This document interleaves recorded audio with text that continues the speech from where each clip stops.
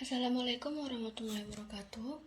Okay, I will read about export traders. Trade has excited ever since man recognized the need to look for and obtain resources to fulfill his needs. From early men trading skin and salt with neighboring tribes to Marco Polo bringing silk, spices and technology from the Far East to the Western world, to modern conglomerate trading millions of dollars on the stock exchange.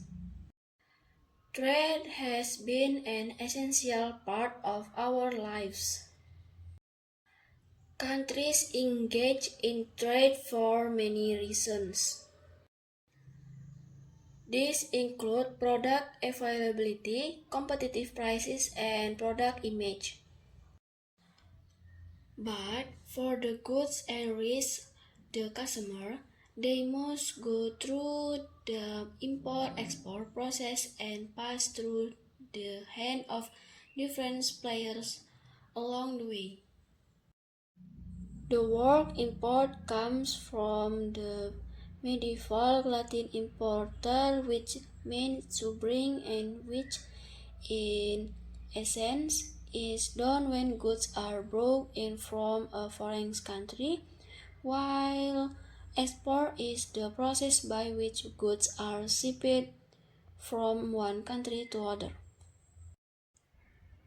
In direct exporting, the manufacturer, assembler, or processor of an exported good is in charge of the entire marketing and distribution of the product and sells directly to companies known as direct merchants in the foreign market.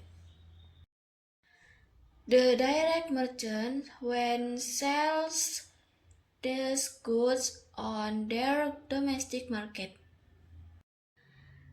These merchants usually offer complementary services such as maintenance, spare part, and technical support to their customers. However, a cheaper and less risky export route is through indirect export, where the manufacturer hires a local agent to find and deliver its goods to buyers abroad. An example of indirect exporting is through an export management company, EMC, which handles trade for a domestic company which went to sell its product abroad. The EMC hires the dealers, distributor, and representative, manages the advertising, marketing, and promoting of the product, oversees marketing and packaging, and arranges the shipping. An export management company can specialize in one type of product, foreign market, or both, and is usually paid by commission, salary, or a retainer plus commission. Another type of indirect trading agent is the export trading company, ETG, which looks for potential buyers by identifying the needs of the foreign market and then supplying domestic sources willing to fill this need. It can either take title to the goods or work on a commission basis. An import-export company, on the other hand, purchases goods directly from a domestic or international client and then pack, ships and resells these goods.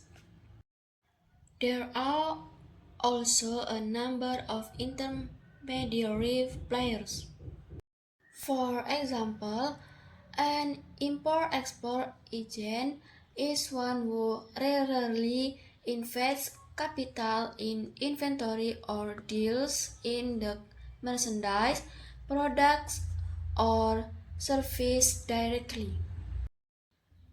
Instead, this agent acts as an intermediary between manufacturers and distributors in one country and buyers in another, finding the appropriate market for the goods, making a solid connection, and solidifying a business relationship between both parties. There are paid a commission which is usually 10% of the transaction. Manufacturers may also decide to have their own representative who is an expert in a particular industry that can give technical support. The specialization may differentiate them from the sales representative who simply promotes the product and then pass the sale to the sellers.